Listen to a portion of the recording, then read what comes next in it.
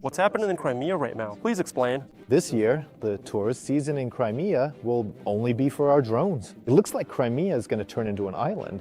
They're writing about your possible dismissal, they're writing about your corruption, that there will be some expose articles. We had to go after the corrupt officials, kick them out. Their entire clan sitting in the Ministry of Defense are used to sit there. Anyone who tries to stick their nose into corrupt dealings or build schemes, I personally will do everything to make sure you end up in jail. The first Ramstein? I heard that over there they were almost forcing you, well, to capitulate or something. Like you didn't really have any chances left. Well, there were some kind of strange conversations like that. The mood was really bad. Look, in December alone, we killed 35,000 Russians. We proposed a comprehensive reform. You've said for years salaries can't be raised. Where's the money coming from? How much are we talking about? We need 60+ billion hryvnias. How's your relationship with Syrskyi? Rumors say you have a serious conflict.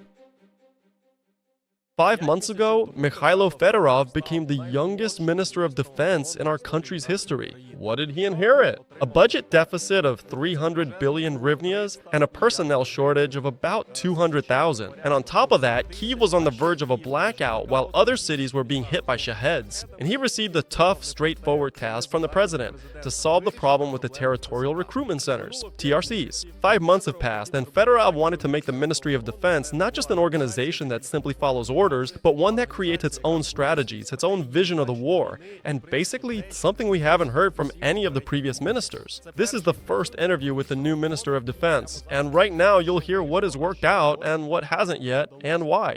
But before we start, don't forget to subscribe to Pressing, like this video, and let's get started.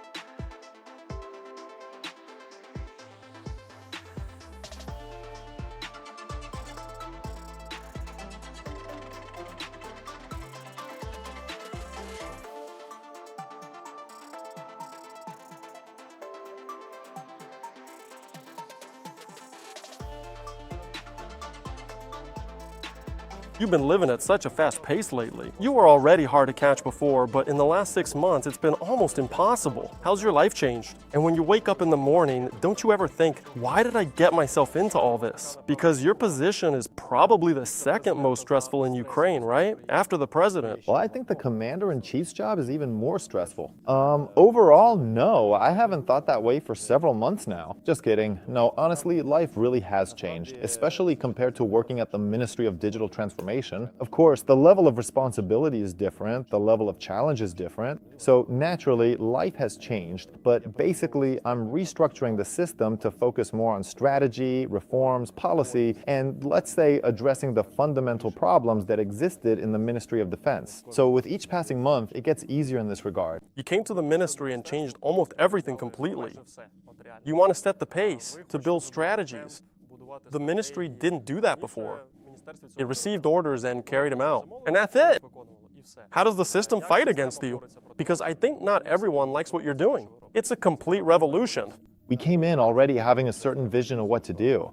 And we discussed this vision before, even back when it was the Ministry of Digital Transformation. We lived by this vision.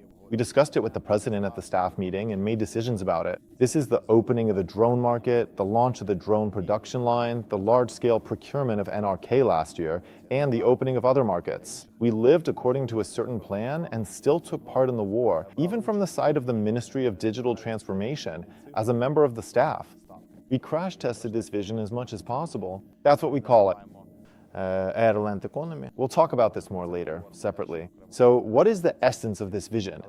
But when we entered the Ministry of Defense, we actually started building a system capable of realizing this vision. In other words, we're not acting blindly. Not just going left to right, but building a system that actually allows us to realize this vision. That's why we have to change a lot of things.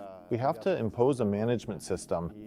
And honestly, there are still many steps to take in order to completely change the system and transform the Ministry of Defense into an institution capable of generating certain decisions, proposals, policies, implementing them quickly, monitoring, and so on. But this path is clear, and we are moving along it.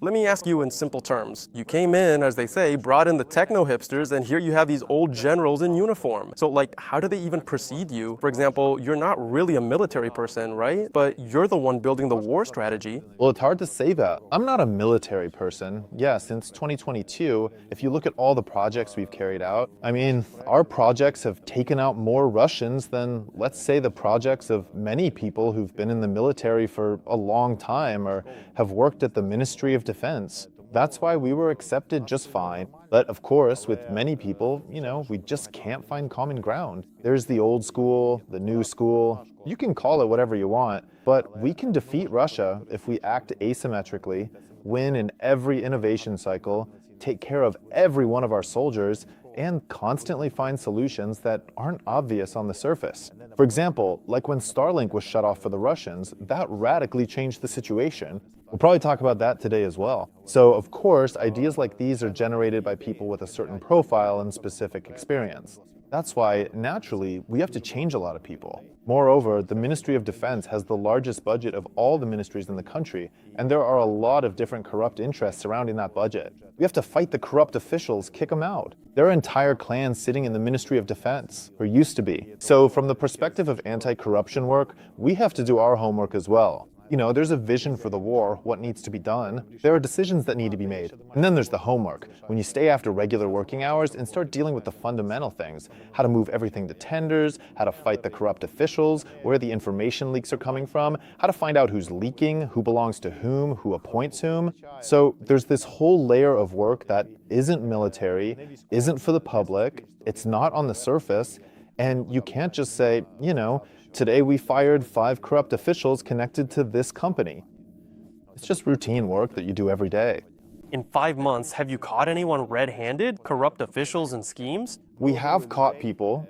You could say we have caught them. We caught people who were leaking the content of conversations with the key procurement officer of the Ministry of Defense, AOZ, who were telling private companies why or how certain companies were not included in procurements, what issues there were with them, or even what was discussed during those meetings. In other words, these people were specifically representing the interests of companies. And we conducted internal investigations. I won't say which institutions these people are from, but we conducted internal investigations, we used polygraphs, we made and are making certain personnel decisions regarding these people. Probably during the first week, I met with all the heads of law enforcement agencies after I was appointed. I gathered reports and the general perspective of law enforcement agencies, pretty much all of them in our country, on what was happening in the Ministry of Defense and wherever names matched up.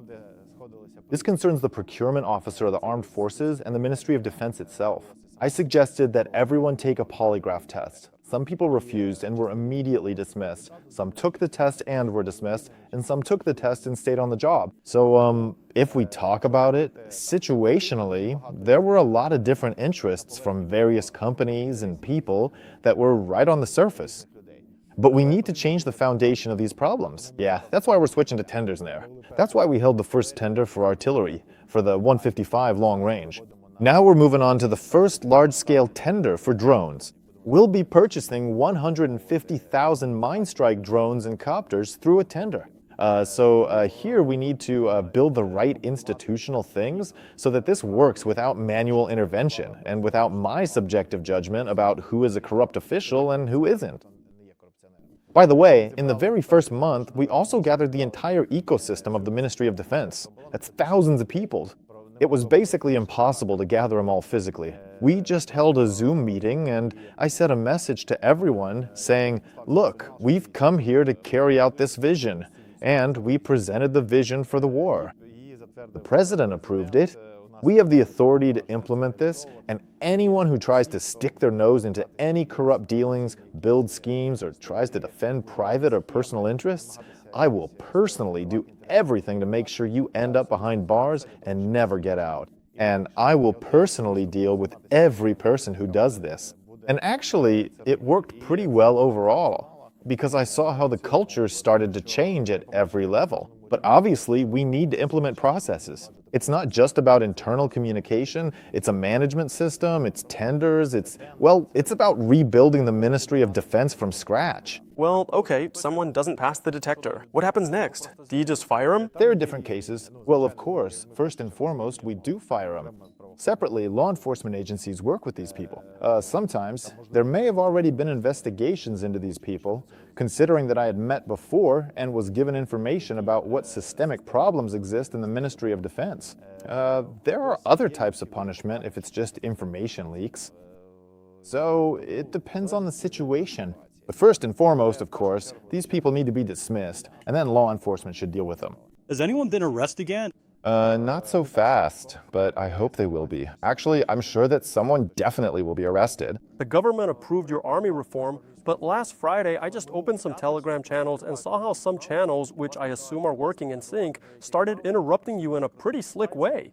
They write about your possible dismissal, they write about your corruption, that there will be some expose articles, but then, well, I still haven't seen any articles. Why is that? Who's putting pressure on you? Anyone, really. You know, the Russians are dropping leaflets in the Sumy region. Any information about Fedorov, a war criminal? $50,000. They spread disinformation, saying my family owns yachts and all sorts of things. There are a lot of such campaigns with a Russian trace behind them. There are a lot of campaigns with a Ukrainian trace as well, from those people who, for one reason or another, don't get contracts. For example, when we first came into the Ministry of Defense, we immediately decided not to purchase the 155, not to buy short-range shells at all, but only to buy extended-range ones, meaning long-range, those that go 30-plus kilometers. And of course, there was some pressure from certain players. We held our first tender for artillery. We saved 16% on the purchase. One company lowered the price of a single shell by $1,000.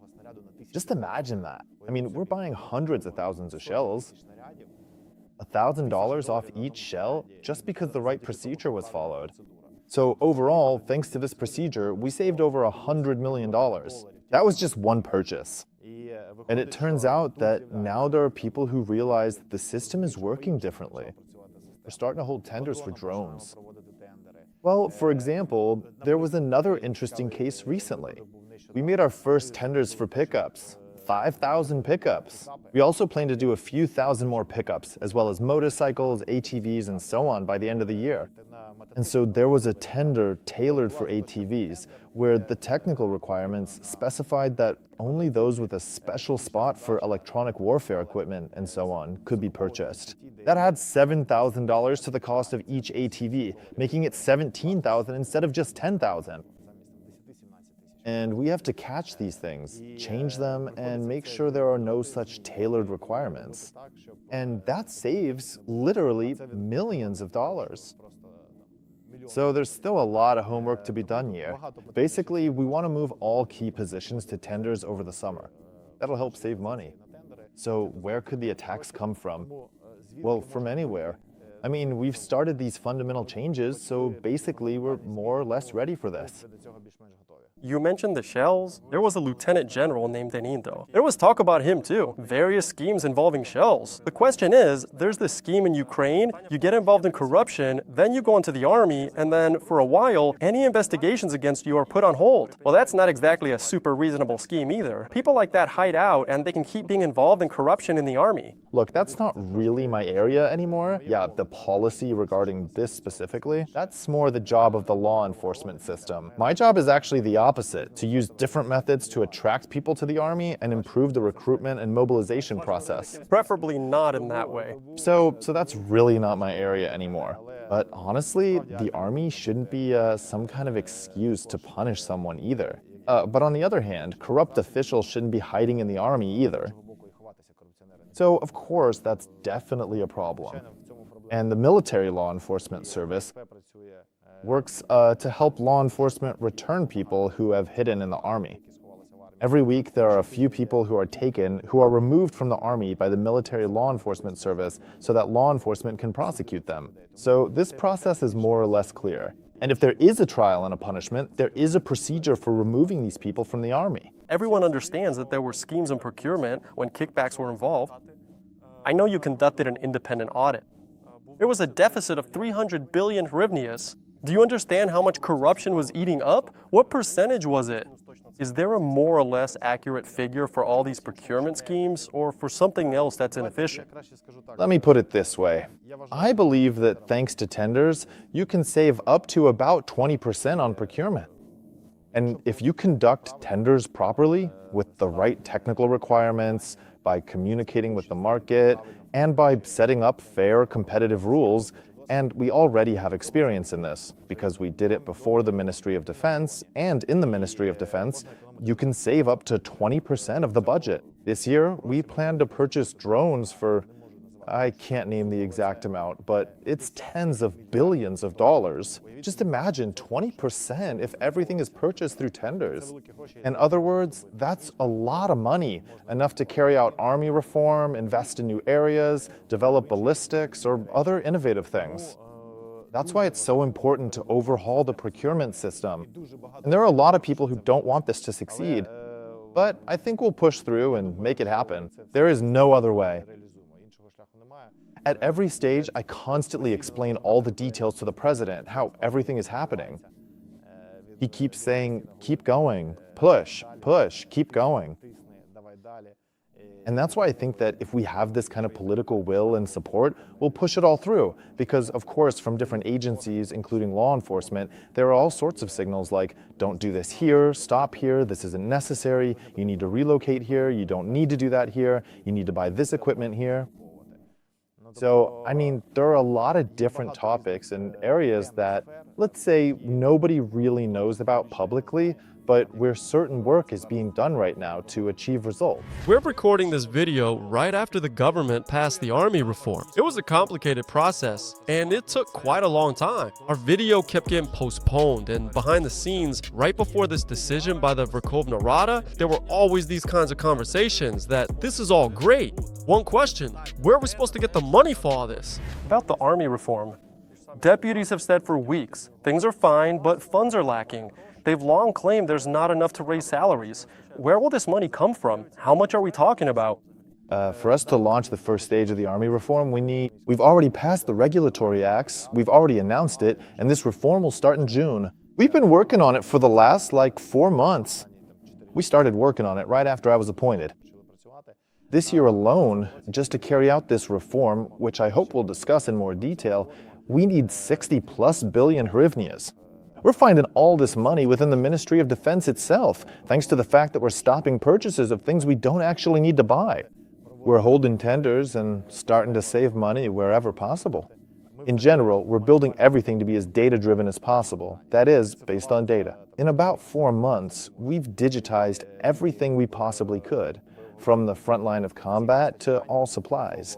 And, importantly, we receive a daily list of personnel losses by name and the reasons for each loss. So, for example, when people went in or out of positions, we recorded whether they were killed or wounded and from what.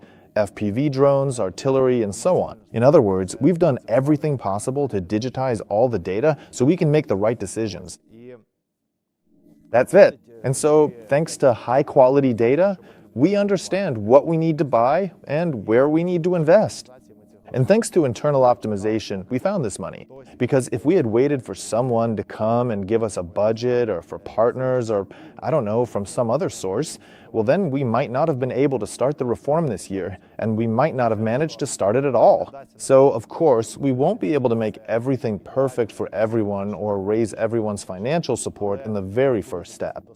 But to move closer to fairness, to create the rules of the game, to show the light at the end of the tunnel, to give freedom to those people who are fighting for our freedom, the opportunity to plan their own lives.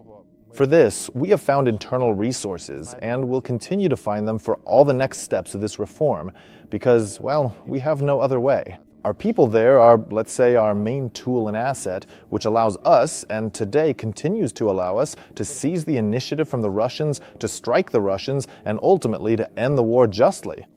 That's why we've found the money internally and are launching the reform. When you took over the ministry, as I heard, the president's first task for you was to reform the military commissariat. He didn't like how it all worked.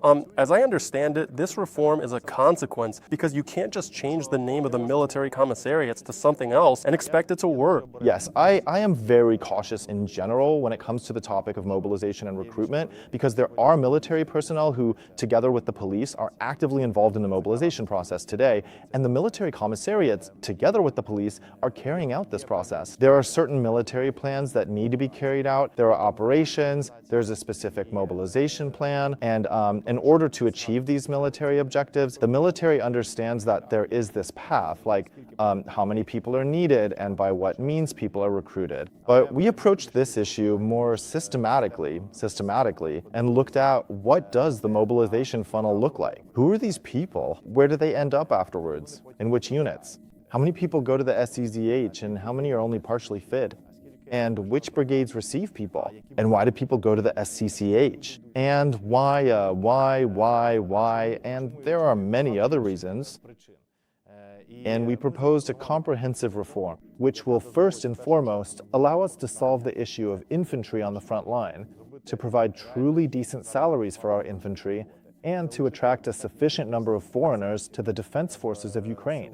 To make it so that this mobilization funnel, the people who end up in the military, are less likely to go into unauthorized absence and instead stay in the army. To achieve this, first of all, there is now an opportunity to return from unauthorized absence. We've launched a new simple process that takes just a few clicks. You choose a top unit to return to, and these units are selected based on a certain ranking.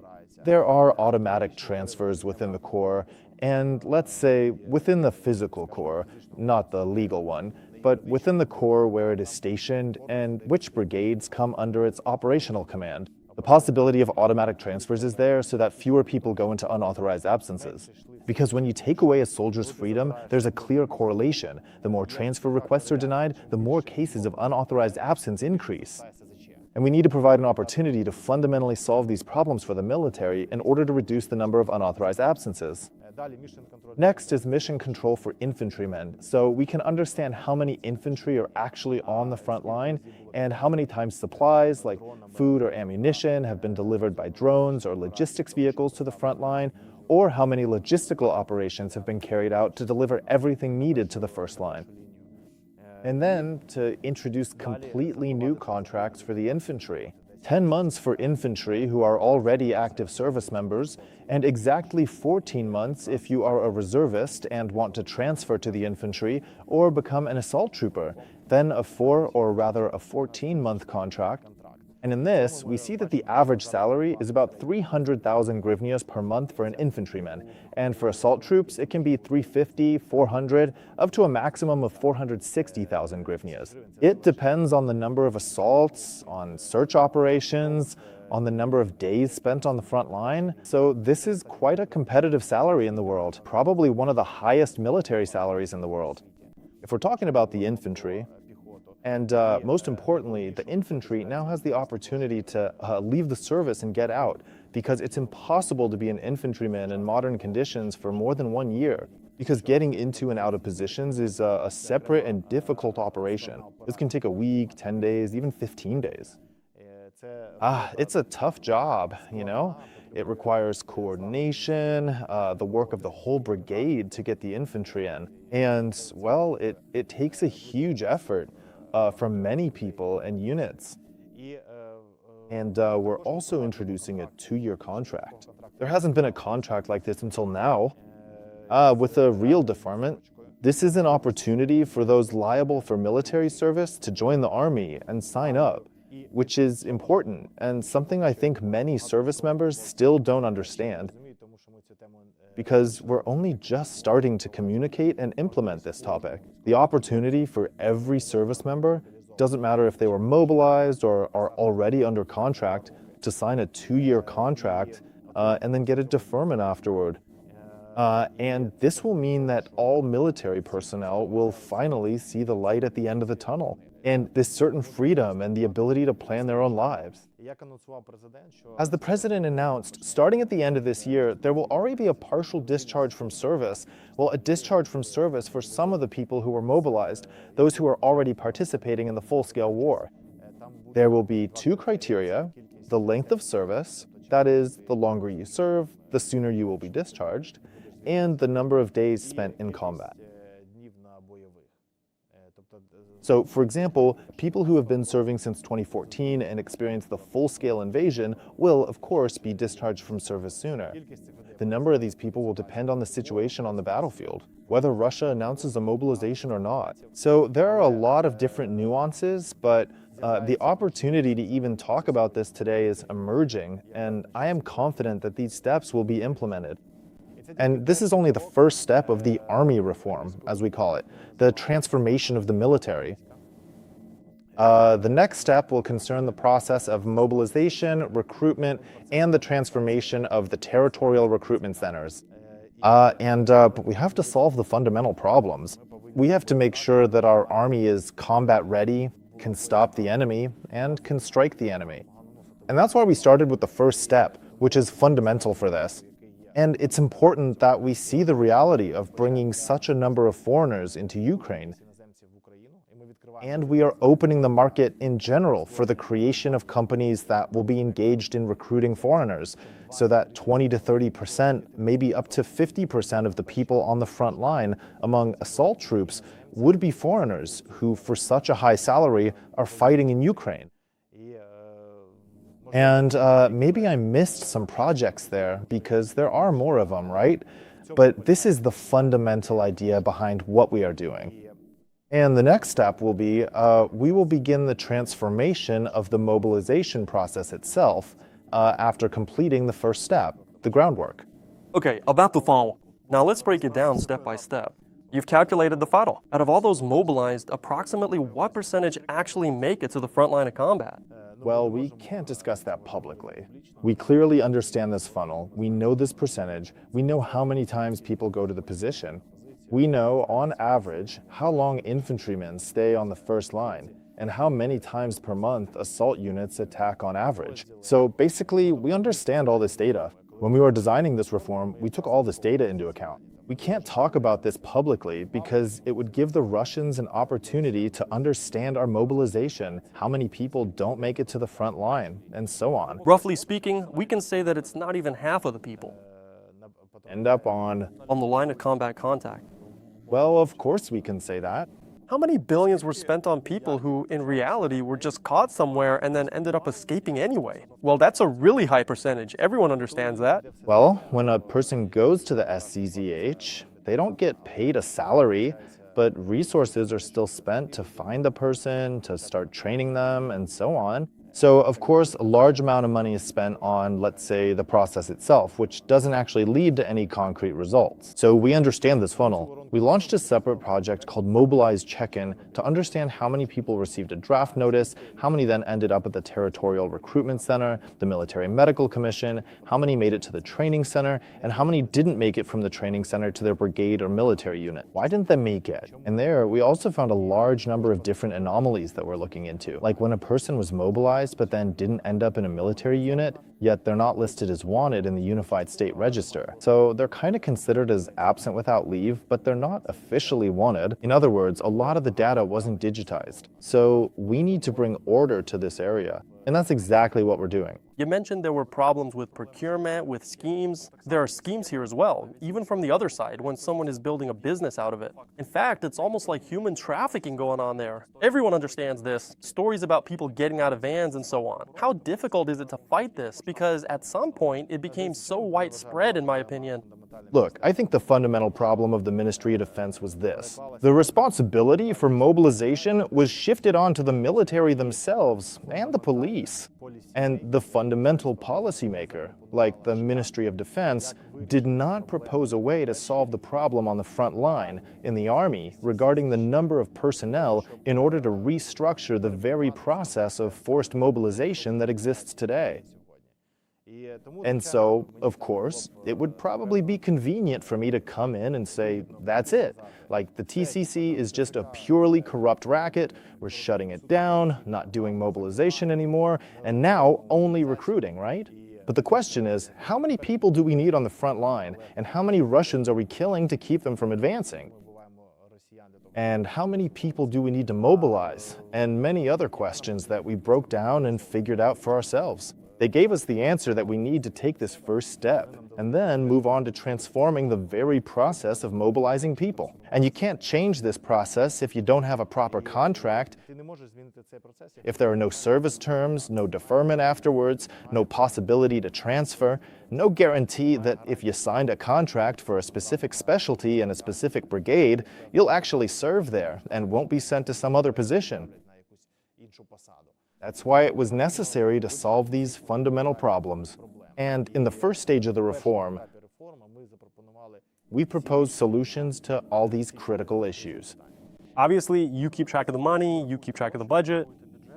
In general terms, what eats up most of this budget? Is it salaries, some other expenses, training, weapons? Well, I understand you can't give exact percentages, but at least approximately. Of course, it's salaries and all the related payments. And also, it's weapons.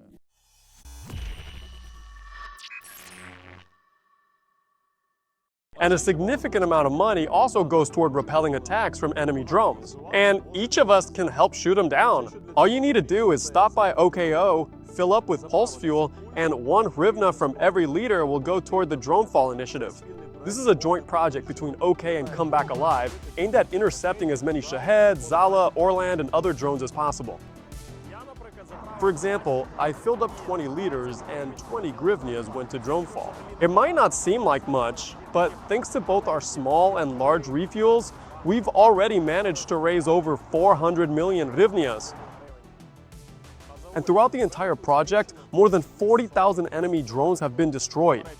By the way, here's a life hack. If you're in a big hurry or just don't want to go inside, you can refuel your car right here at the pump. You insert the nozzle, open the Fishka app, scan the QR code, which is on every pump, and enter the amount of liters or the sum you want. It's convenient, saves time. I've supported the drone campaign. Now it's time to get some real work done.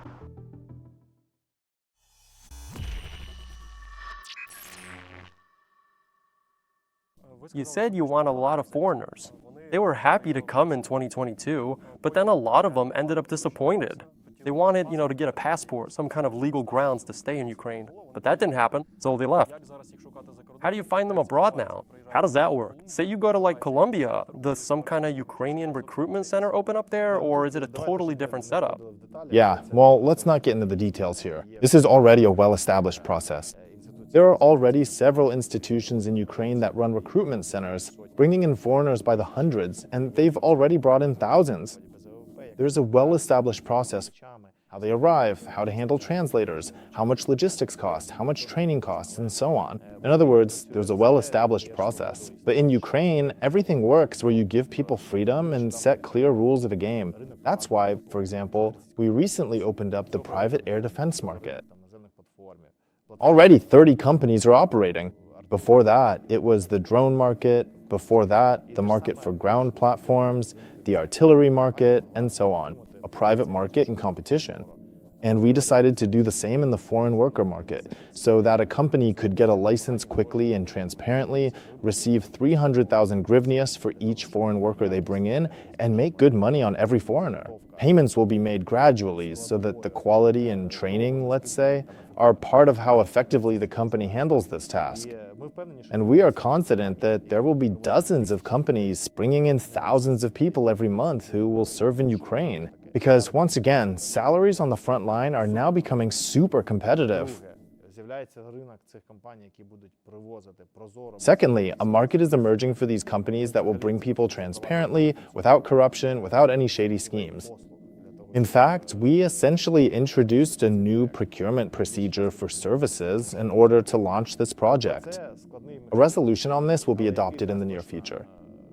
So it's a complex mechanism, but one that will definitely bring good results for us, and we'll be able to direct our further energy toward creating technological projects, more advanced ones, like remote drone control and so on. So we have a whole scope of projects that we're working on right now. I heard that you had one of your first briefings when you were already the Minister of Defense. A Shahed drone hit the thermal power plant, and for example, the president was told that it didn't hit, that it was shot down. How could something like that even be possible? Are there still any cases now where, false information is reported when people lie because they don't want to say something unpleasant? Now, that almost never happens. I have the same tablet as you, the president has one, and so does the Commander-in-Chief. Every attack is analyzed in detail there. You can see the flight path of every Shahed. You get real-time photos from the State Emergency Service, and if a Shahed was shot down or if there was a strike, all the information comes in immediately, in real time. So it's almost impossible to manipulate any data today, and we're constantly improving it. So for us, it's like this. We can see both the line of contact and the enemy's movements, or our own advances. Thanks to Yabalo, we can see how many we kill per square kilometer. We can see the videos. For example, right now, I can watch every verified video of enemy destruction in the Pokrovsk direction. I can see the assessment of combat effectiveness for all brigades and corps. So today, we have the ability to analyze this and make decisions. Plus, we've launched A-Wine. This is an AI center whose task is to learn how to work with this data, not just to read it correctly, but to make suggestions. And what is it that we can't see with our own eyes? Because there's now much more data than we can physically process, or even analysts can handle. And this could be the next game changer in the war, when we start interpreting the data we receive better, because we're getting data from everywhere. Everything is turning into sensors for us from the battlefield. We hear interceptions. We see, for example, when Russia launches drones, on which frequencies the control interception operates. We see how they handle the logistics of UAV operators. We see the launch points of the Shaheds. We have, such a volume of information that now needs to be properly converted into actionable decisions. And that's why the next step we're working on is building an AI system capable of doing this. The CIA, NSA, and the Pentagon, they all have one tool in common, provided by Palantir. What does it actually do? It gathers all kinds of data, literally millions, from satellites, radars, drones, and puts it all together into one clear picture. And the main person behind all this is him. Meet Alex Karp, just a regular PhD, not some kind of computer genius. It just so happened that in 4 years, Palantir has literally become the brain of the Ukrainian war. The Prisma system analyzes in real time where Russia is shooting down our drones and calculates the route for the next wave. It learns after every new interception. Palantir makes maximum use of artificial intelligence, helping to plan deep strikes on Russian territory. The company's market capitalization is $330 billion. Their technologies are used by NATO and US armies, and the main real-time testing lab is Ukraine. And this is Eric Schmidt, the former CEO of Google and a person who was very actively helping Ukraine in the war. His net worth is $33 billion. He could easily be chilling somewhere on a yacht, relaxing, and not even reading the news about Ukraine. But in fact, back in 2022, he was one of the first to fly to Kyiv. He wasn't afraid, and he probably sensed that right here in Ukraine, a new kind of army would be created, that war itself would change, and that most likely, there was also a good opportunity to make money from it. It's harsh, but that's pretty much how it is, because it was beneficial for him, and at the same time, we needed any help we could get. Without making a fuss, he founded a secret drone company and changed its name 3 times. The latest name is Swiftbat. Zero publicity, an office in Estonia, and part of the production in Ukraine. Schmidt's drones are designed for artificial intelligence use. They intercept a huge number of Shaheds or destroy Russian logistics. Schmidt is a huge supporter of UAVs, and even at one open conference, he directly said that he read somewhere that the US has thousands and thousands of tanks. Sell them, or better yet, buy drones. You can read more about Karp and Schmidt in a big article on the UN News website. There you'll find a full breakdown of these people, whom many consider to be geniuses. At the same time, even employees at their companies often stage boycotts, and their colleagues simply hate them. Why is that? I won't spoil it. I've left a link to the article in the description of this video. What does Palantir provide? They are actually very good at working with data. Alex Karp visited. What did he want from you? What do we want from them? And is their technology as important, for example, as Starlink? And maybe comparing? We've been working with Karp for a long time. He was the first CEO of a foreign company to visit Ukraine after the start of the full-scale war. I brought him here in May of 2022. Well, Palantir is, of course, a serious system that allows us to analyze data, make certain decisions, build dashboards, and improve situational awareness. It's a kind of IT weapon, you could say, that we have in our hands and the Russians don't. That's why we actively use Palantir. We have our own product that's no worse than Palantir. It's called Delta. And we're actively developing Delta and implementing mission control, and now for drones, now for infantry, so there's a lot. Delta is turning into a unique world-class product, but we also use Palantir. And actually, Alex Karp was just shocked by how we use Palantir. He was amazed by our entire vision, what we're doing, what we're planning to do next. And he says that what you sell and your added value isn't in the weapons you make, but in the management system. And that's exactly what our president tells our partners, that Ukraine has built a certain management system. Of course, it's still developing, there are a lot of problems, and there's a lot that needs to be done. And who else in the world has built a better management system during such a war and is using it to strike an enemy that's many times bigger than us with more resources, more money, and more people? And that's why Alex Karp picked up on this quickly. We had a conversation with the president and with Alex Karp. He just gave very positive feedback about what he saw here. And he is definitely on Ukraine's team. We can say that for sure. So the fact that we have guys like Musk, Alex Karp, Eric Schmidt, and many other people from big tech companies on our side, that's our competitive advantage over Russia. And we need to use it to destroy the enemy. What does Eric Schmidt and his company give us? He also has a lot of interesting drones and technologies that are being used. Are they learning from us, or are we learning from them? I think this is exactly a win-win relationship. Because if we're talking about Eric Schmidt, it's a good example of a win-win relationship. He observes how modern warfare is conducted and how we work with innovations, constantly inventing new means to strike the enemy. And on the other hand, he brought his own school, this ex-Google approach with strong developers, with his engineering vision of how to solve problems. And we've never had a school like that here. And so the combination of these two systems leads to the fact that we are getting new game changers like Mirops for interception, Bumblebee, Hornets now, and many other new developments that the Russians will soon feel as well. That's why this is also pushing us forward. His expertise, because our market sees the products he creates and competes with them. And this competition leads to the emergence of our own innovative products in Ukraine, with target correction, pixel lock, automation, and so on. And I like this competition, and on the other hand, this interaction that's happening. So the more people like Eric Schmidt come to Ukraine personally, visit the front, and see how everything works, the faster we'll have weapons that Russia doesn't have. And we see that in every new technological cycle now. We're starting to beat them. And we need to maintain this trend. Besides army reform, you have a global vision. It's about air, land, and the economy. You showed it to the Commander-in-Chief. What was his reaction? Because it's clear that a lot of these tasks will fall to them, the military. Let me briefly explain our vision. It actually sounds very simple. Air, land, economy. That is sky, land, economy. Our strategy is to intercept as many enemy targets in the air as possible, at least 95% of all targets.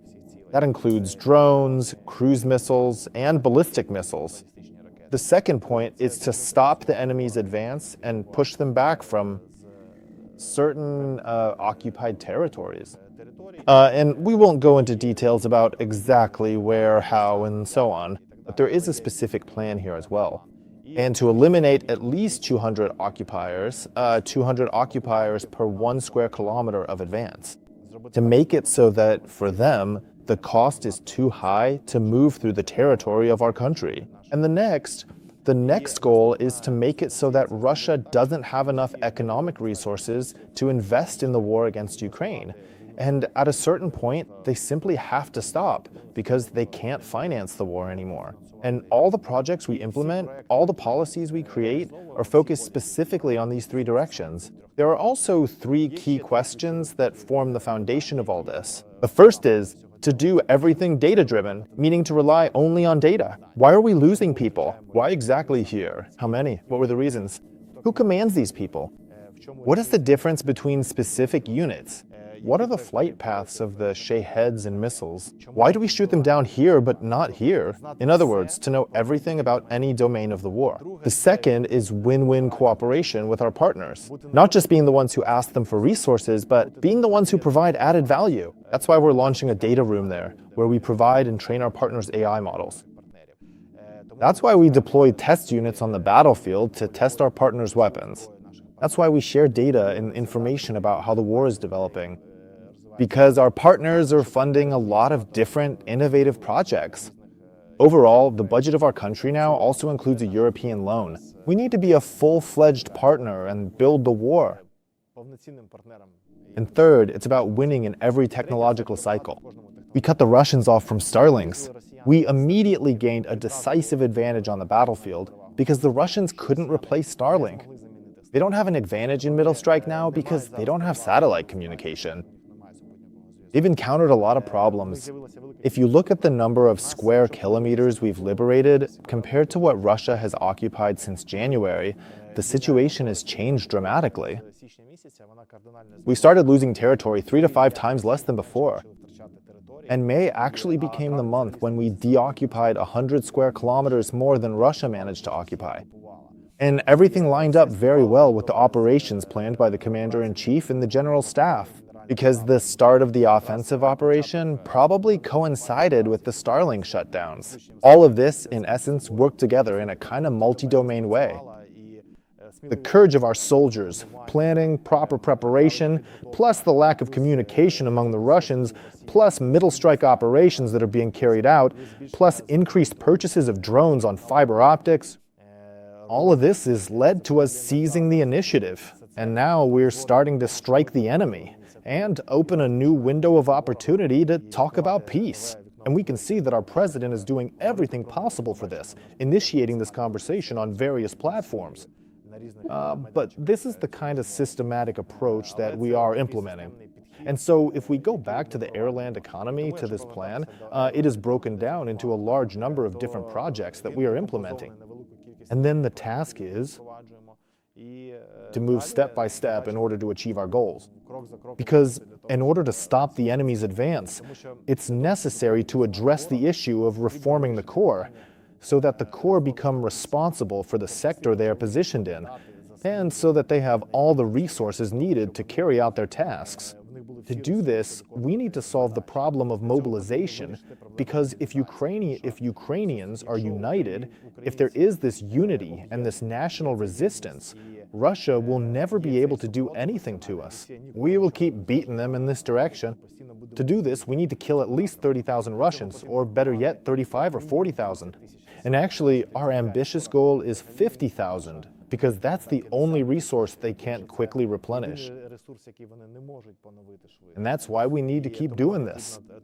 And every reform we launch is part of this plan, and we can see that this plan is starting to work. You can see the results of the long-range strikes. The president calls these our long-range sanctions. And our security service and the main intelligence directorate and intelligence and the special operations forces and the general staff and the drone forces, they are all now showing truly incredible results when it comes to long-range strikes. And this pace and intensity are only increasing further. What did you talk about with Musk that made him turn off Starlink? Because that changed a lot on the battlefield. How did you manage to persuade him? Can you even say that there was any kind of persuasion, dialogue? Yes, we had a personal conversation. Honestly, when we didn't just set it up, it was January, the month, mid-January. Overall, the mood in the country at that time was, let's say, to put it mildly, gloomy, because Russia, there were issues with energy, remember? We only had electricity for 4 hours everywhere across the country. And then, a week or two after the appointment, besides this challenge, where we had to quickly rebuild the air defense system, and we did a lot in that direction as well. Along with the Air Force, at the same time, the first Shahed started flying in on Starlinks, flying over Kyiv. And we realized that our advantage, our cooperation and integration with the Western world is becoming Now, an advantage for the Russians, because Starlink doesn't work in Russia, but it does work in Ukraine. And the technology that is probably the biggest game changer of this war is now becoming an advantage for our enemy. And that's why we had to react quickly. We communicated with SpaceX, but it all started to turn into something else. Let's have a call, a more systematic approach. So I just wrote to Musk, and he said, all right, let's talk over video. We talked, and let's say about the details of that conversation. Maybe someday we'll find out, but for now I won't say. Maybe one day I'll share. But overall, this led to our country being protected from this challenge today. And we have a certain advantage. We have connectivity. We have the ability to do, let's say, various important things thanks to this advantage. Just recently, Putin was talking about how they almost have their own Starlink. So what is he even talking about? And do they actually have anything like that? Some kind of new technology? Because they're always coming up with these technologies. Yeah, no analogs, as they like to say. We're keeping an eye on Roslat. That's a project in Russia. Of course, we need to anticipate what's coming next. If we want to keep the initiative to win in every technological cycle, we have to watch what the Russians are doing, what they're talking about, and where they're investing. That's why we're keeping an eye on them. We need to be ready for anything. I don't believe the Russians will achieve quick results with satellite communications there, but we need to be prepared for them to start launching. And they've already launched their first satellites there, and they're going to gradually scale up. It's not easy. It takes years. That's why they're actively using mesh networks, and that's why they're also trying to use guided Shaheds. We keep hitting these mesh networks, carrying out special operations to destroy them. So it's this constant game, like blitz chess, where you have to react to what they're doing. They react to what we do. That's why we keep a close eye on this. We have a lot of different technological surprises and new developments for the Russians, which they'll encounter very soon. The task is to keep the initiative and constantly. St. Petersburg is burning for them, and there are no longer any bridges between Crimea and the mainland. They're having problems with terminals in Tuops as well. At the same time, problems are popping up in Donetsk too, for example, with logistics. So we need to always be the first. To keep the initiative, we need to make decisions and implement them quickly. This is exactly what we're building at the Ministry of Defense, a system that can do this and influences technological cycle. It was the same with air defense, because we needed to quickly figure out how to transform the Air Force. You know that we quickly integrated Pavlo Lazary into the Air Force? He became the deputy commander. He started building the proper command structure for the interceptors. Now, we've already opened a remote control center for the interceptors. The conversion rate has drastically improved in a positive way since we started shooting down the Shahed specifically with interceptor drones. We're already doing up to 90% of all interceptions there. Just yesterday I was in Odessa, and there, well, I don't know when the interview will come out, but let's say from the time of our recording, 42 Shaheds were flying toward Odessa, and all 42 Shaheds were intercepted. That's a good result. We need to scale up this positive experience. And again, this is about remote control, proper organization, and appointing the right people. In other words, it's a big systematic job that needs to be done. If we're talking about cruise missiles, it's the same story. We have implemented after-action review procedures with the Air Force, where we analyze every attack, figure out why the Russians changed their trajectory, what needs to be done next, and so on. When it comes to ballistic missiles, of course, it's more complicated because for now we're dependent on our partners, which is why the Pearl program is important and why it's crucial to receive anti-ballistic missiles. Sometimes there are certain delays, but we're working actively, and the President himself is personally overseeing this anti-ballistic project of ours. And I'm confident that we'll crack this issue too, just like we did with the caves, which also remain a problem. But there are the Gripens, which are currently being contracted, and the Meteor missiles. So we understand what the strategy is for dealing with the cabs. We also understand what the strategy is for dealing with ballistics. You mentioned Odessa. PM South, Karpenko once refused to use interceptors. As I understand it, you remove people like that because, I don't know, they believe in some old methods and something new just doesn't reach them. We try, let's say, to still impose the right management system. Of course, we need to balance and listen to different sides, but there are fewer and fewer people who oppose technology. So the culture is actively developing everywhere. And if you compare how things were in 2022 and 2023, how innovations were implemented then and how it is now, it's just a completely different world. So the trend is very positive when it comes to introducing new innovations and technologies. An after-action review for the Shaheds, as I understand it, didn't exist at all before. No, I think there were always some kinds of debriefings and reviews of all the attacks in one format or another. But we've changed our approach to this a bit. We've brought in a lot of new people who look at things differently. We continue to purchase more radars to identify Shaheds, to build out the sensor field, and to implement new software for analysis. We're actively using Palantir. We've developed several modules where AI analyzes the attacks, and we look at where interceptors were used, where they weren't, what the trajectories were, and so on. A quick response to the use of mesh networks, because, for example, the Russians started using mesh networks in Belarus, or they're setting up antennas from Russian territory, and these antennas need to be destroyed. So it's a constant routine job where you have to analyze attacks and make decisions. That's why, of course, we've started to look at this differently, but it does produce certain results, and we need to keep doing it.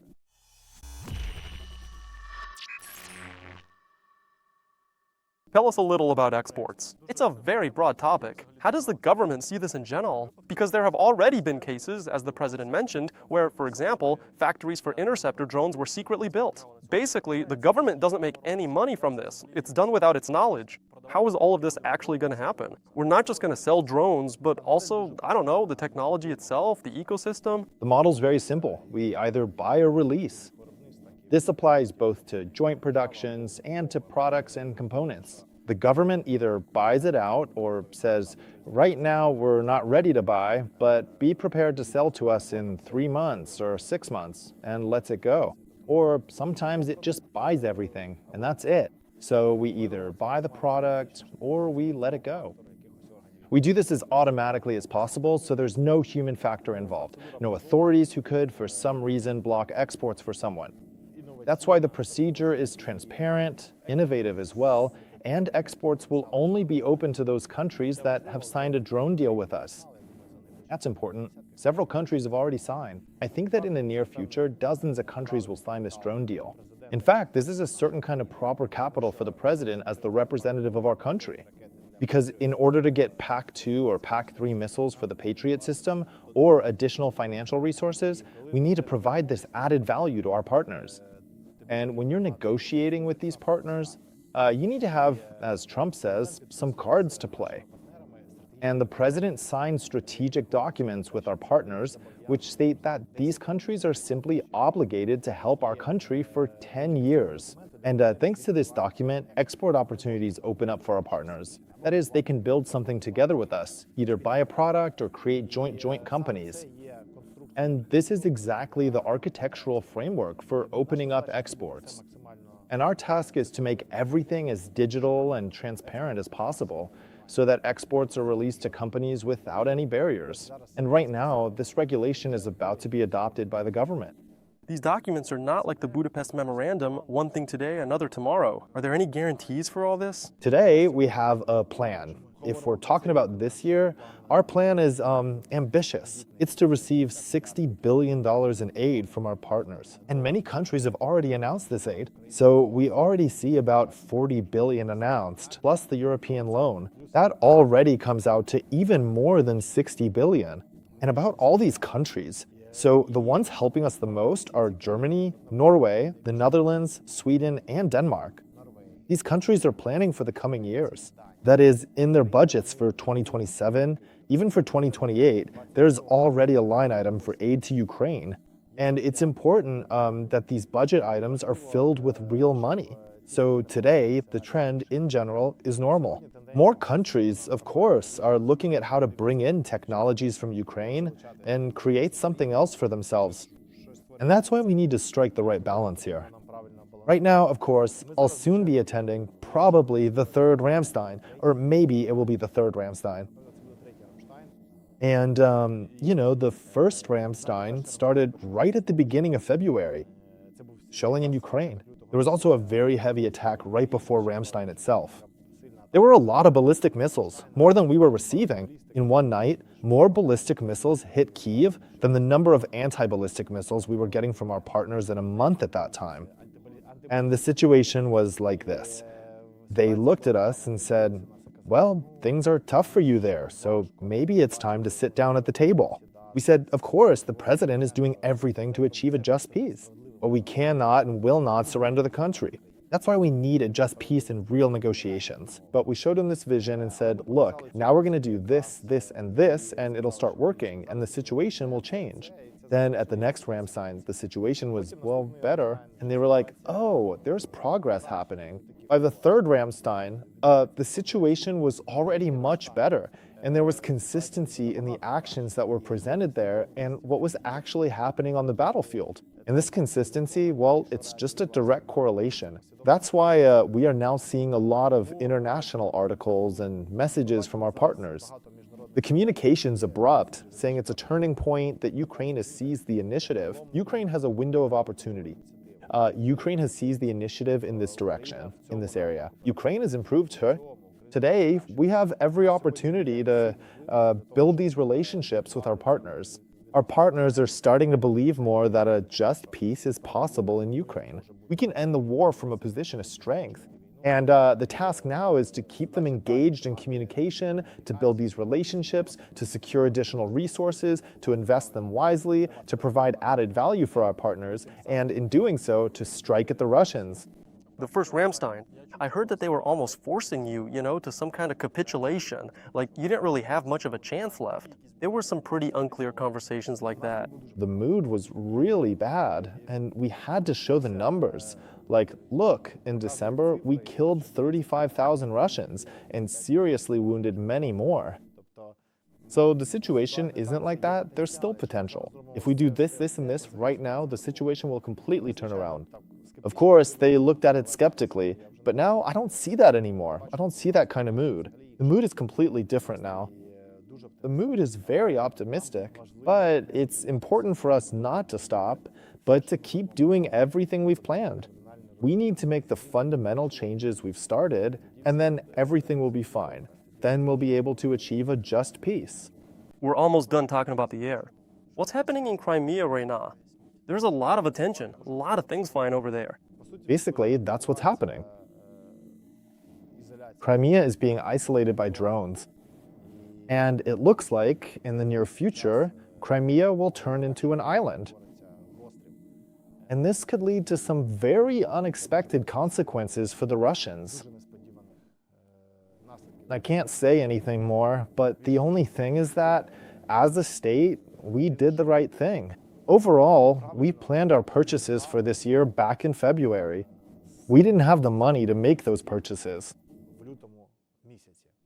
The president supported the idea to take money from the end of the year. We took a certain risk, because we still haven't received the U loan credit, and it's June. We haven't had any large aid tranches. We're funding ourselves with our internal budget. We took that money and we made purchases. We made the right purchases. In just 4 months, with this money, we bought more drones than we did in the entire previous year.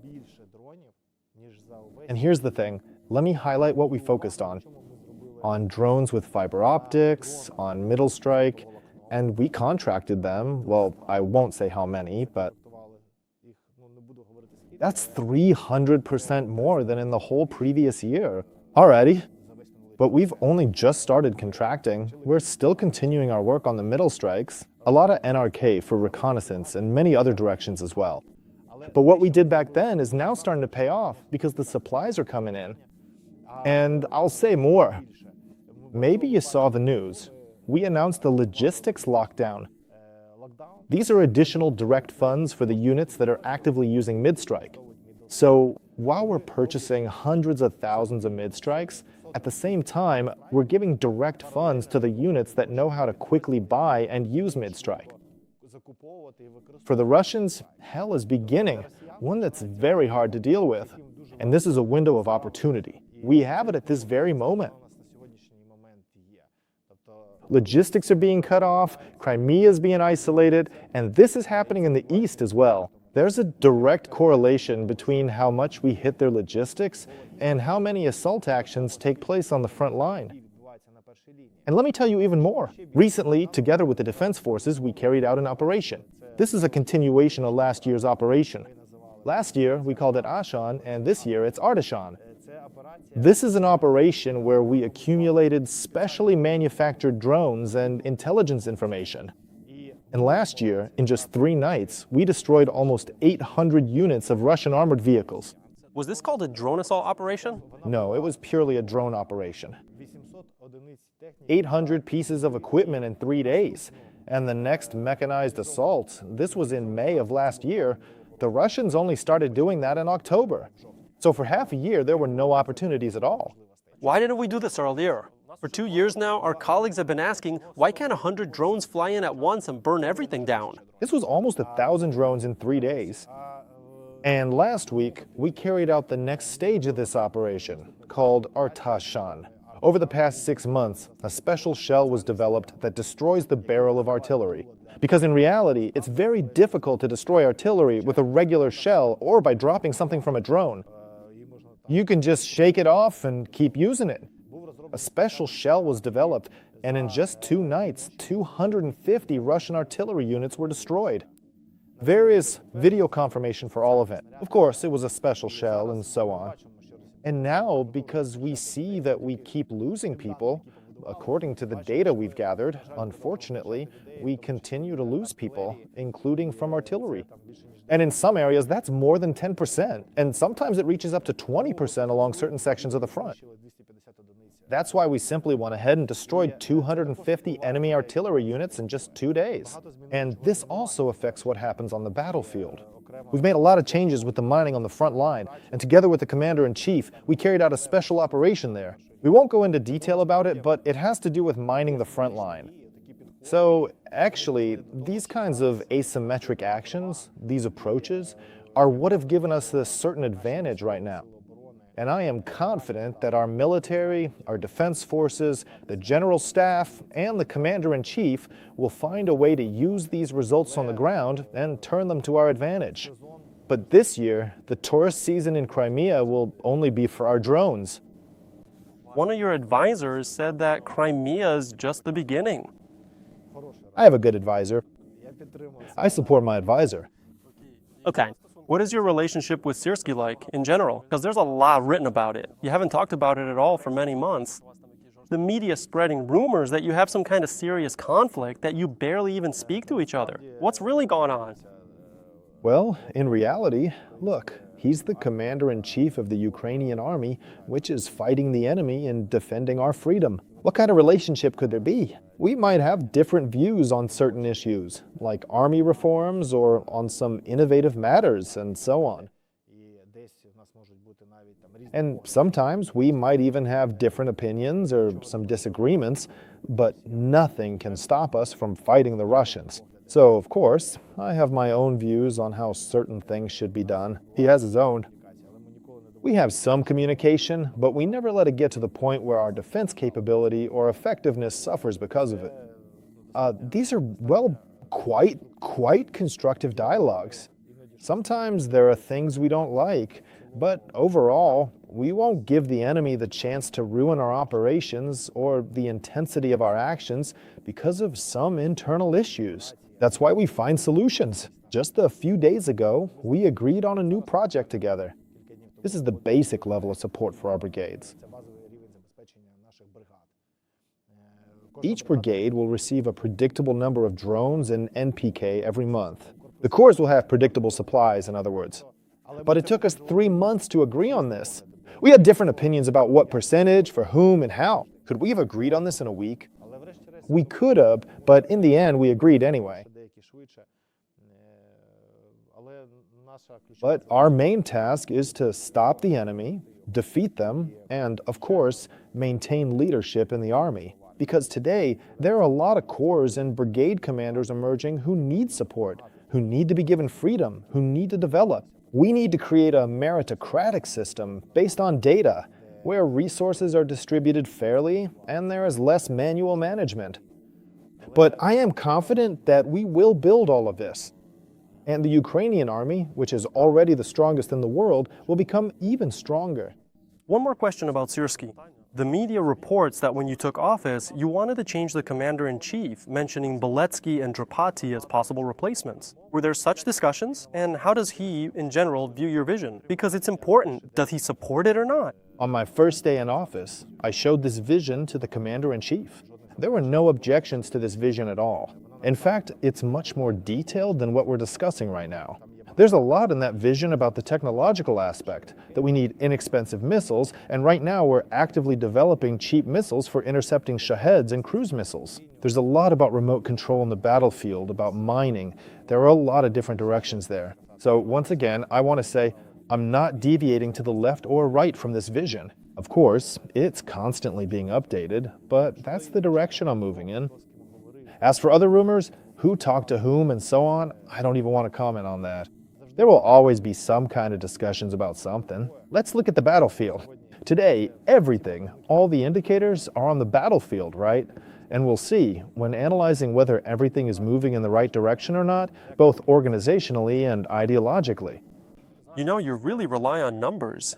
Why are there some brigades that show outstanding results while others only kill 5 Russians in a month? I've seen that kind of statistic from here. We developed about 160 criteria to analyze all the brigades that exist today and are currently in the Ukrainian army. And based on these indicators, we analyzed all these brigades as thoroughly as possible. We even introduced a separate rating system to assess combat effectiveness. So basically, we more or less understand the situation that's happening. There are a lot of reasons for this. We need to complete the Corps' reform that's currently underway. There needs to be accountability for the sector. We need to appoint commanders who are capable of organizing the work of brigades, to appoint brigade commanders. It's necessary to distribute resources fairly and properly so that everyone has the opportunity to realize their potential.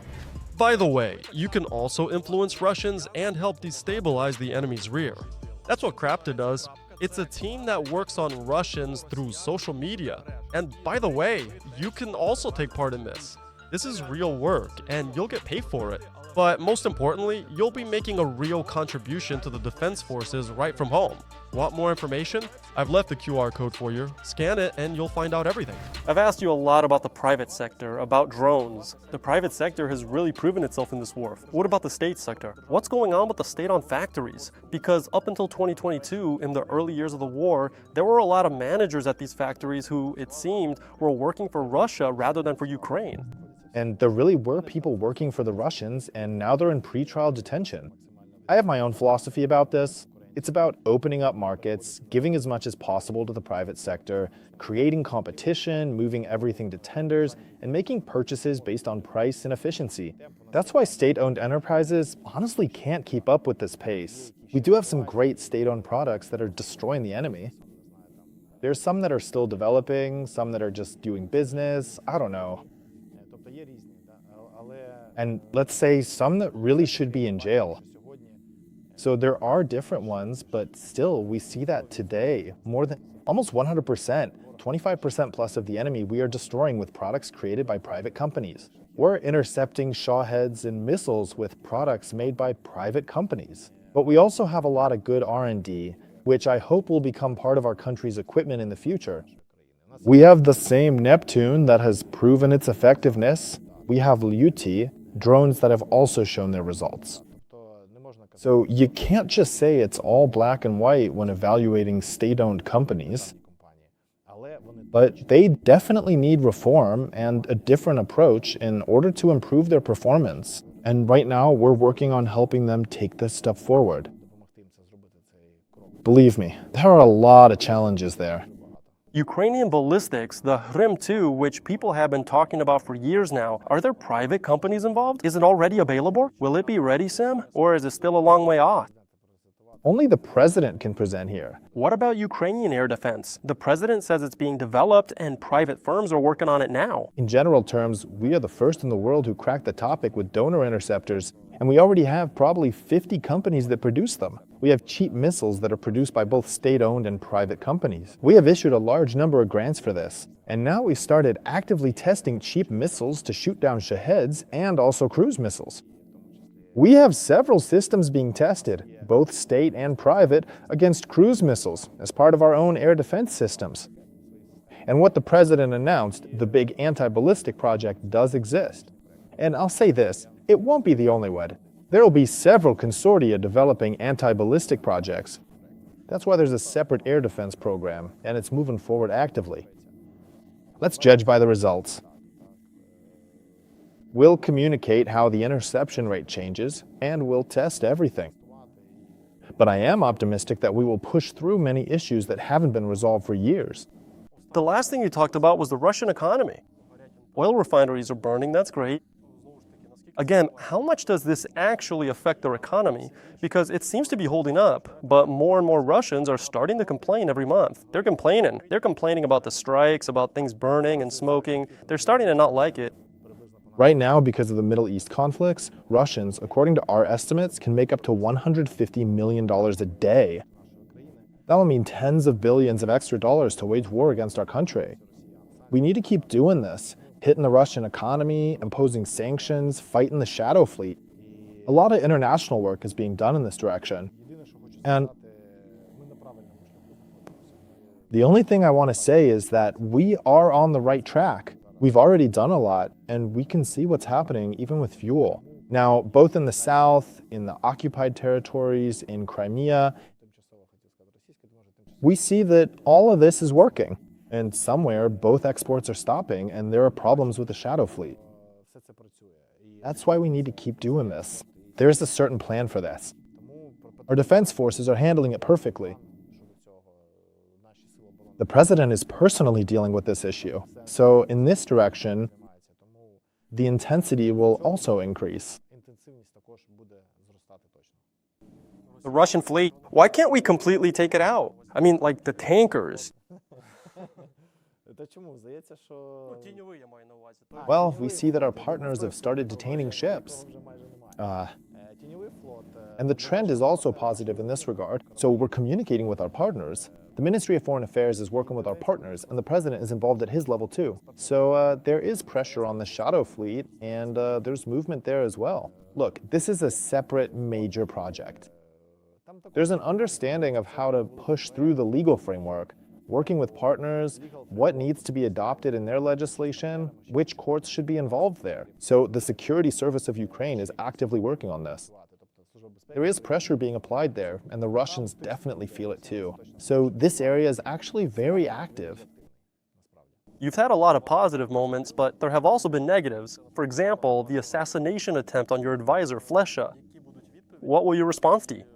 And for instance, do you feel more afraid for your own safety now? Because you mentioned that in Sumy region, for example, they're distributing the same kind of leaflets and other things like that. Flesh has already done so much for the defense of our country's government that, he's already avenged himself and 1,000 others through his work. But of course, we're gonna protect Flesh. We won't let anyone hurt Flesh anymore. We're grateful to him for the work he's doing. So everything will be fine. I have a pretty good team of advisors. And there's also Syrskyi Sternenko, who has already survived several assassination attempts, even before he became my advisor. I hope there won't be any more now that he's my advisor, but he's also doing a great job on our team. We see that Schmidt has joined the supervisory board, and the JFO has also strengthened certain positions. So we take care of our team's safety. And we suggest that Russians pay attention to their own security. Schmidt was just talking about this literally recently, that Europe, in principle, benefits from the fact that the war is ongoing. They're preparing, they're arming themselves, and they're not really in a hurry to help more. Do you feel that one? Is there a point where we can only rely on ourselves? From the industry's point of view, I think, as we discussed today, we have two problems left to solve. Ballistics, specifically how to shoot down ballistic missiles. And here, the path is already clear for how we can develop our own anti-ballistic system. We have everything we need for this, together with integration into the European market and with private companies. The second issue is the cabs. Here, it's about the Gripen and Meteor missiles. Once the first Su, the plane that drops the cabs, goes down, And the cabs, well, the cabs will quickly run out, and they'll stop being dropped on such a scale. Of course, the path Europe is taking to integrate with us faster and to rearm in general is not very quick, and it's bureaucratically complicated. We still haven't received the European loan, and that's a big problem for us. But we will get it. We found a way to get by without it. What we were discussing today, yes, I was the one telling you about it, but we need it very urgently. So I don't believe that Europe will rearm so quickly, all in just 1 year, that there will be very rapid progress. But if you compare Europe today to how it was in 2022, it's a completely different Europe. I'm sure that in 2027, it will also be a different Europe, a better one for us. In 2028, Europe will be even stronger. So this is the path where we, as a kind of leader born in Europe, are now setting an example for Europe and inspiring change. And this leadership, both of our military and our president in Europe, allows them to make decisions more quickly. That's why I'm sure that today we have a lot of financial support. Today, Europeans are our key donors. That's it. This year, we're living through our first year. This is the first year without American aid. There's the Pearl program, where we buy anti-ballistic missiles and other air defense equipment from the Americans using European money. But this is the first year that we don't have financial support from America, and we're getting by together with the Europeans, thanks to their support. So that's already an answer to your question. Europeans are capable, and our task is to build win-win relationships, where they become more integrated with us in joint projects. And then it will be impossible to defeat us. What's your forecast for the year 26? I can't make any personal forecasts on air. The only thing I can say is that we have different scenarios that we are forecasting. They depend on many factors, like whether Russia will have a mobilization or not. Would mobilization change the situation a lot? Everything will be fine. We have a scenario for what to do about this. We will be able to achieve our plan to kill 50,000 to destroy Russians more quickly. With this scenario, the picture of the battle has changed. We know what to do with this scenario.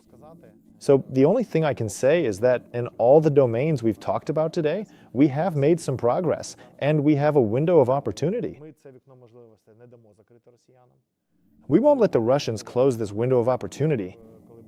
We'll open a new window when we see that this one is closing. We are preparing for this next stage of the war. That's why we hope for a just peace, one that will bring the Russians to the negotiating table thanks to our strength. Because we make our own predictions about what will happen tomorrow instead of relying on someone else. And our president is definitely doing everything for that. But if there's another scenario, if the Russians decide to push further, we'll open another front and keep fighting them. The unity of Ukrainian society, support from our partners, and our quick response to any changes on the battlefield. Protecting every soldier on the battlefield, justice for rural servicemen, and freedom. And we will keep dealing with the Russians in this way moving forward. Right now, we have everything we need for this. That's why we've shown this. We're doing our homework, and everything will continue to go well.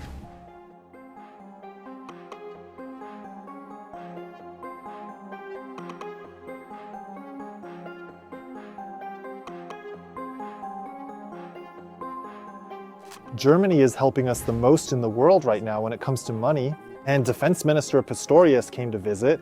You could say he's the leader in Europe when it comes to rearmament and arming Ukraine. He wanted to take a photo with the Patriot, but they told him, We went with him to a frontline region, about 20 kilometers, maybe 25 from the line of contact.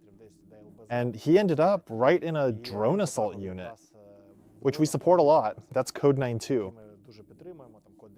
We showed him, we happened to arrive during an assault, how they stormed positions, and he was shocked by what was happening. The guys there were doing everything right with drone drops. They did everything and had already killed all the Russians. And then our infantry just moved into the positions. There was literally no one left. So it's interesting that we happened to catch that moment, because Germany is currently allocating 500 million euros specifically to finance drone assault units. And that's why it was interesting to watch. And He left inspired after that, and then he had a tour around Europe. So he was sharing those emotions he experienced in Ukraine as well. According to statistics, we killed, the target there is 50,000. How many of ours are dying? We count this too. And we want to reduce it, and reduce it even more. This is actually the most important question in our entire interview. We have a very positive trend. In recent months, we've had fewer losses among our people. We're talking about those who have died, those who are missing, and fewer wounded as well. We have a very positive trend in this regard. We've launched a separate rating system to assess combat effectiveness. It's based on 3 parameters. These are how much territory we've occupied or liberated, how much territory the enemy has occupied, how many people we've lost, and how many losses we've inflicted on the enemy. The formula is very complex. For example, as a basic rule, we count 10 enemy losses for every one of ours. That's like a coefficient of 1, basically. Ideally, we want to kill 20 to 1 so that the coefficient is higher and, as I said, so that there are more than 200 Russians per square kilometer. By the way, in May, we killed 252 Russians per square kilometer, while in October last year, it was 67 Russians per square kilometer. So the trend is extremely positive. So this ranking, let's put it that way, really motivates the units that find out about it. Not everyone knows about it yet, but those who do and see their place in it start working really hard to reduce losses. And we all know how incentives usually work, right? But in this case, it's absolutely priceless. There's one well-known brigade, let's not talk about them too much. I talked a lot with the Corps commander, and that's where this brigade belongs. And when he saw his place in the ranking, he immediately started saying, "This ranking's wrong." That was, just the first reaction. But since then, for the 4th month now, he's been showing a positive trend in reducing losses. So he really started to analyze, to fight to reduce losses, to make more decisions based on data. And that's a huge value for us. Now we're going to implement this in E-Block and actually show this combat effectiveness assessment. And all the brigades with a positive balance will receive additional points. So our goal is to encourage units to reduce their losses so they can climb up in the ranking and receive extra funding. In other words, it's about incentivizing effectiveness. This is basically a new stage in the development of E-Block. I'm really glad that we're launching it, and I think that within a month it will already be up and running, and we'll see how this approach will help us lose even fewer people. That's why they have a trend of decreasing mobilization, while we have a trend of increasing the number of enemies we eliminate. And Middle Strike also helps with this, because thanks to Middle Strike, we're not just eliminating Russian infantry, whoever they manage to gather from who knows where, but we're also taking out more officers, or those involved with electronic warfare, drones, and so on. On the other hand, these are additional numbers that basically go into that 50,000 figure. Plus, we need to increase the effectiveness of our artillery. This will also lead to us being able to destroy more of the enemy. Right now, as I mentioned, we've stopped purchasing short-range artillery and are solely focused on range, 155 range.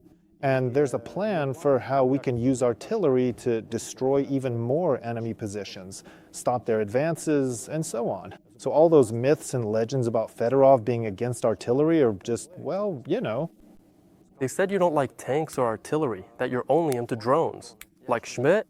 I believe the future of artillery is with laser guidance. We actively use copperheads there, but there aren't many of them. Right now, we're buying volcano shells, which are laser guided. The drone essentially guides it to the target. This is seriously becoming a weapon, but the range should be 30 plus kilometers, 40 kilometers, more kilometers, in order to be able to use the guns in such conditions. Because in today's realities, it is very difficult to take out a cannon for some operation. This is a separate task, this is a separate operation. And shooting at 14 to 19 kilometers doesn't give much result. Therefore, you need to increase the range, that is, all weapons must become highly accurate. This is the key idea. High precision weapons, drones controlled by an operator, and then autonomous ones, that's the trend in technology development. Have you seen the memes about you? Yeah, are they good or bad? Before it was, Fedorov, can you get married in Dia? Now it's, I want to kill 50,000 Russians. Yeah, I definitely saw that one. Hope everything works out for you.